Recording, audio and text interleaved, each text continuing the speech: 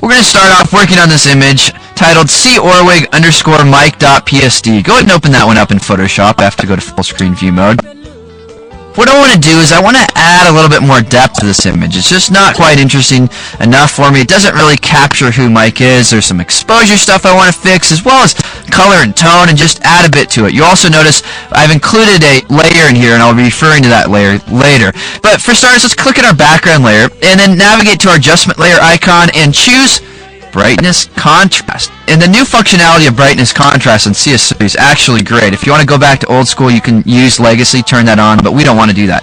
So I'm just going to take down the brightness of the image here quite a bit, and I'm going to dial in some contrast. So I'm just looking to kind of bring in a little bit more detail in the background over there, bring down some of those highlights a little bit. And I'll click OK. Next thing I'm going to do is create a curves adjustment layer. And on my curves adjustment layer, I'm just going to bring down my whites a little bit here as well.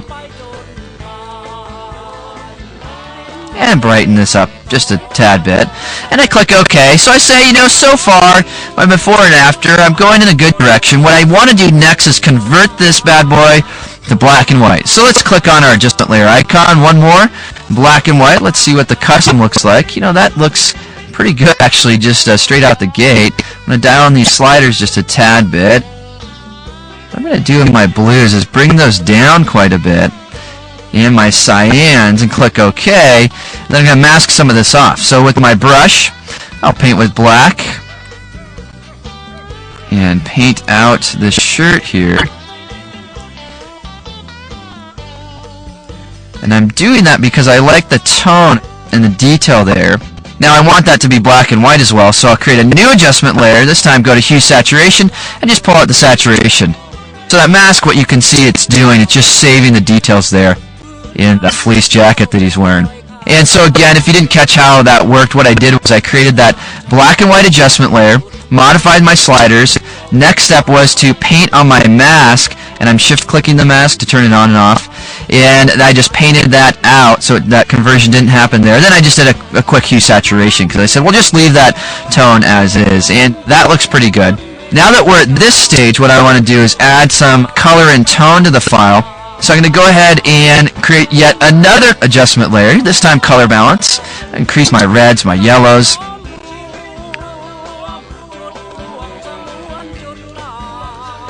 And click OK. Now the next step is going to be to turn on the visibility of this top layer. This top layer was created in a plugin called On1 Photo Frame. I'll actually be demoing that in one of our subsequent chapters. So we'll just go ahead and turn that on for now that we have that. Here we can see it adds this really nice weathered look. One of the tricks with using these frames when they have this weathered look to them is to put them underneath our color adjustments. Take a look at that subtle kind of before and after. Notice how it's white on the jacket, but we want to bring that color in on top of it. That looks a lot better. Now that I've done that, the image is really starting to have this neat kind of authentic old-time feel. Create a curves adjustment layer above this just to dial in my tone. Now that I have all this, I want to make it just deep colors, and I'm not too concerned with detail or loss of detail. I'm more concerned with emotion, and I want to just create something that has this nice, strong emotion. Okay, we're at a pretty good place. Let's Option or Alt click our background layer. There's before and after. We've definitely brought this image to a nice place. Now the last few things that I want to do is add a little bit of noise and do some burning and dodging with this image. Now there are a few more movies about adding grain to our images, so for here what I'm going to do is just briefly hit that subject. I'm in my top layer, hold down the shortcut keys Shift, Option, Command, E, or Shift, Alt, Control, E on a PC. Merge everything to the top layer. So now it's all on the top layer. Now that I'm there, I'm going to navigate to my filter drop-down menu, noise, add some noise, and I want it to be uniform, monochromatic. Add quite a bit of noise to the file, click OK. Now there are a couple of different things that we can do with this noise that's really interesting. One thing would be to change our blend mode to soft light. Now that's pretty cool because then now we're getting that noise with some nice increased contrast. That might mean that my curves adjustment layer was a little bit too strong down here because we can see that I've lost a little bit in my darks. So I may need to double click this layer, go to advanced blending, pull this out in the blacks. You can see how it's kind of pulling that out, and then Option click or Alt click these sliders to create a little bit of a transition. Let's click OK. Command Z before and after. See how it just brought back a lot of that detail? So I still have this nice grain going, this texture and everything, yet I didn't lose a ton of detail. Now, a lot of times with this, you may need to back off your opacity a little bit so it blends in with the other image so it's not too dominant. I think that looks pretty good. Now I'm going to create a new layer, take my blend mode to soft light, grab my brush tool, and I'm just going to burn in some of this detail back here just to make this a little bit deeper tones. I'm doing some burning and dodging, and I'm doing that by painting on a new layer, taking my blend mode to soft light. Might as well name these layers, right? We'll call this one grain, call the top one burn down some details there. That's looking pretty cool. Lower the opacity, and then finally I want to back off some of this color, so I'm going to create a hue saturation adjustment above this image. Just pull this out just a little bit. Oh, now we're talking. You know, I like that too. I like it really punchy and everything, but I think if I want to make it look kind of nostalgic, I need to pull that back a little bit. Let's press Tab F to go to full screen view mode and take a look at these layers. Now, a lot of times when I see someone go through something like this, I say, whoa, slow down. What the heck did you just do?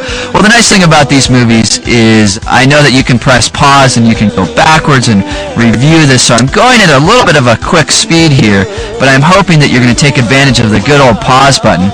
That being said, let's walk through this image one last time to see how we created this. Okay, Option Alt click our background layer. So there's the original image.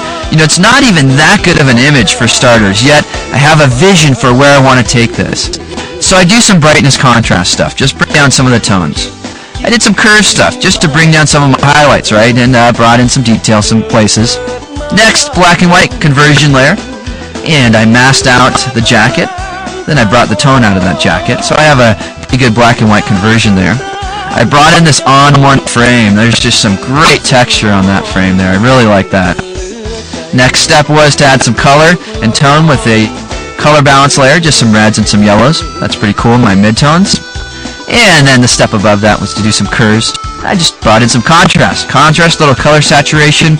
I merged all those layers to a new layer above with the shortcut Shift-Option-Command-E or Shift-Alt-Control-E. Now that's one of those shortcuts you just got to write down, because what you can do is you can take all your underlying layers, merge them to a new layer, and it helps out a lot, especially in a case like this where you want to add noise, but you don't want to add to your background layer. And then I did some burning and dodging just to bring in some more detail. That actually brought out some noise and some of the grain in the background. And then finally I desaturated a little bit. And I think our final result is pretty compelling. It's much more of a character portrait versus an environmental portrait as it was here. I want to go for character. I want to create an image that's compelling, that communicates something, that captures the essence of someone. And sometimes we can do that with color and tone and texture, as we've done with this particular image. In this movie, we'll be working on the file c_building.psd. Go ahead and open that one up in Photoshop by double-clicking it, and then zoom in so you can see the image, spacebar to reposition it. And here we have this photograph of this interesting building, and what I want to do is I want to add a little bit of authentic intrigue, a little bit of authentic style on this one. So there are a couple of different ways that I can do this. I'm going to copy the background layer, and I'm going to copy this layer as a way of just demoing something, so I'll name this layer Demo. Now I'm going to go to Filter, Noise, Add Noise. This is one way we can add film grain. There's some other ways as well, as you may have seen in the other movies on adding film grain. So here we have this film grain. A lot of times what I like to do is take it to a blend mode of soft light. So we have this interesting film grain. The image looks a little bit old and authentic, yet the color isn't exactly what I have in mind. I want to take this a little bit further. I want to make this look even more interesting. So I'm going to desaturate and put this underneath the demo layer. So now this grain's coming in, and it's adding a little bit of color as well as these just deep contrasty tones, yet it doesn't look very good. So I want to make this look even better. Well, how can I do that? Go ahead and turn these layers off for now. And now copy my layer, Command or Control J, and name this layer Color and Noise. Now for the color I'm going to use curves, so I will press Command M or Control M to open up the curves dialog window. Make this a little bit smaller there so I can actually see what I'm doing. I'll press Command 1. I'm going to add a ton of red. I know that's crazy, but hang with me.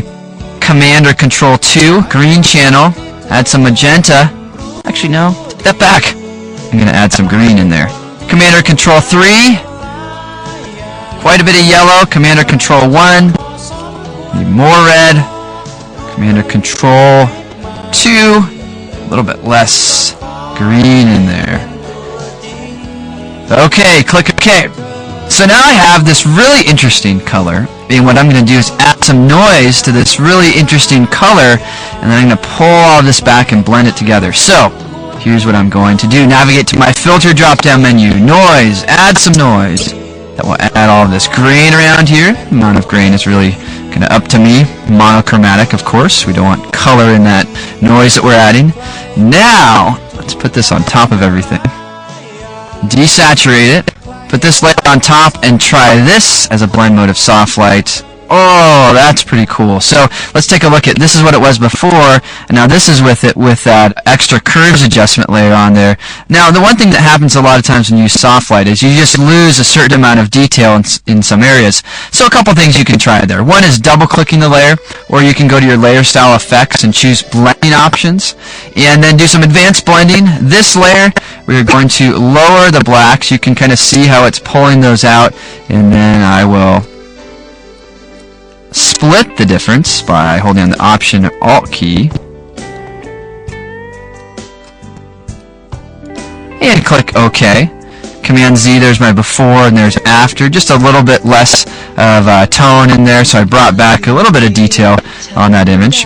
In this particular case, it looks fine. I brought a little bit of window, but I just don't think it looks that good. So let's try another technique. In this case, I'm going to create a curves adjustment layer. With my curves adjustment layer, what I'm going to do is pull up my black point. I'm just trying to bring in a little bit of detail there, and then bring the rest of my points back to normal, so I'm going to straighten out the rest of the curve there. Let's look at our before and after on this one. Here's our before and then after. Again, just brightening up those deep, deep tones there just a little bit, so they're not completely black. Here's our before and after. I'm not even sure how much of that you'll be able to see on your screen, but it's just bringing a little bit more in there, and we'll probably be able to see it mostly on that window. That window looks a little bit better. It's not quite so deep and dark and blocked up, although if we are going for authentic style, we could, of course, just go for it, create a curves adjustment layer, and just make it darker. Add more contrast. Have the image just have a little bit more of a texture and soul to it, and age. Even deepen that up even more. And then finally take a look at what we've created. Tab to clear up our interface, F to go to full screen view mode, F7 to bring back our layers palette. Here's before and after. The last thing I'm going to do with this image is maybe just desaturate it just a tad bit, just to make it a little bit more muted and monotone there.